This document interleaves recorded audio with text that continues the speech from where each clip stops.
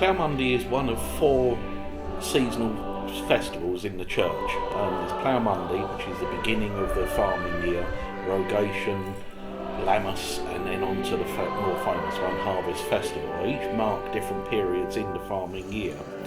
The first one, Plough Monday, a plough will be taken into the church to be blessed.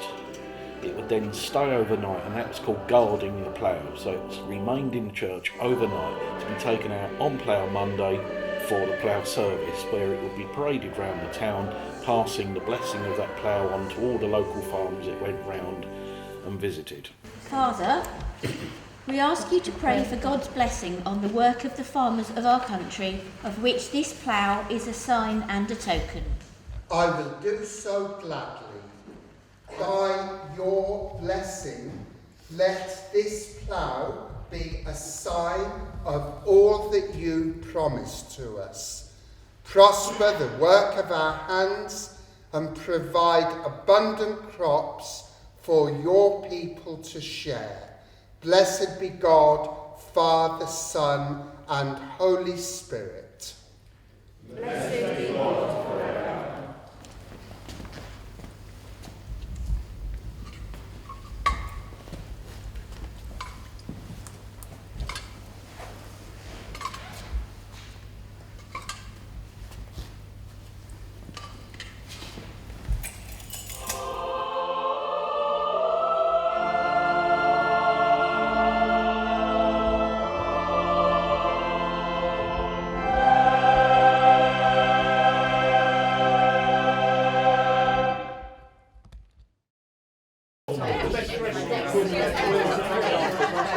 This group formed in 1995. A chap who sadly is no longer with us, Ken Stubbings. He was a local man in the town. He was a musician and a historian, and he done quite a lot of work on the early origins of Plough Monday. And he decided, as a member of the Maldon Green Jackets, which is another Morris side, to reform the Molly side, and he done that in 1995, and we're still going today, 25 years later.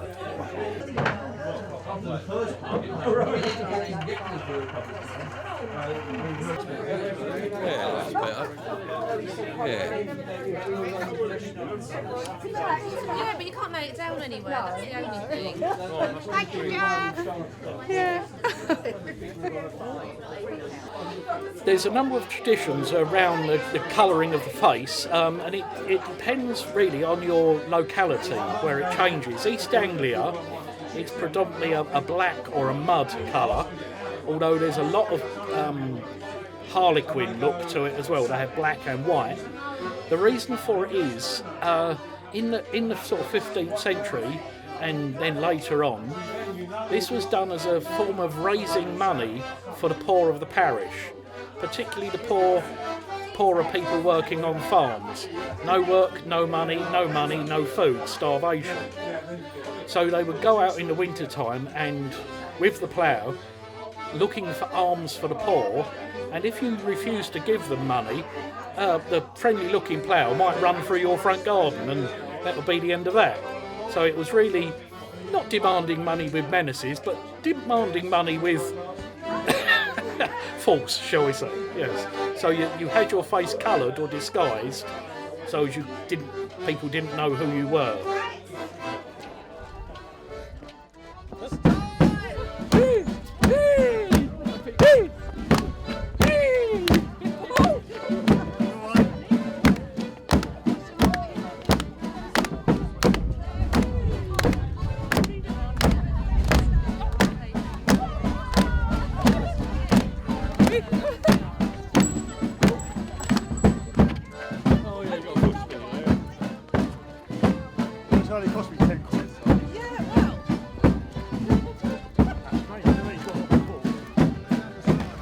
It's very tricky to get to the origins of Plough Monday because it goes back so far in time that you run out of any written evidence for it. You then have to use other evidence to back it up. But what you do find is that in the 7th century, the Venerable Bede, he was given a task by the Pope of combining the English festivals that were taking place, you can say pagan, but I just prefer the word pre-Christian. The pre-Christian festivals that already existed into the country, he was given the task of joining those into the Christian calendar. One of the festivals he saw was Plough Monday, but it didn't have that name at the time. One of his emissaries just saw people doing the Plough Monday practice. That's taking a plough that had been blessed out into the field to pass on the blessing to the field for the next year.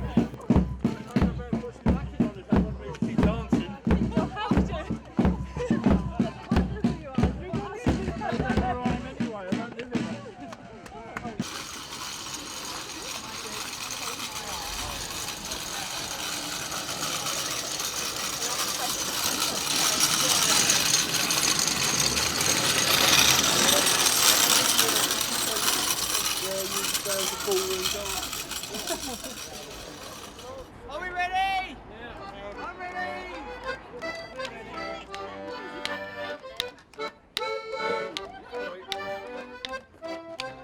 It's time.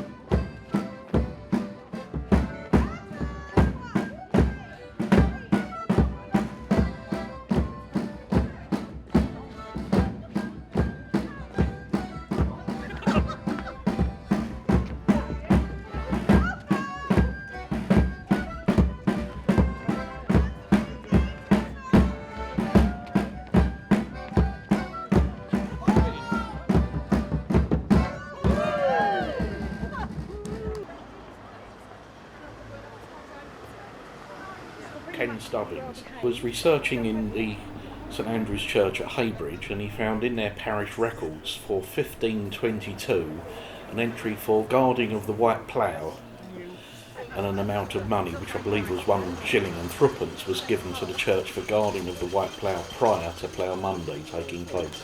And that's the earliest record of it in this local area.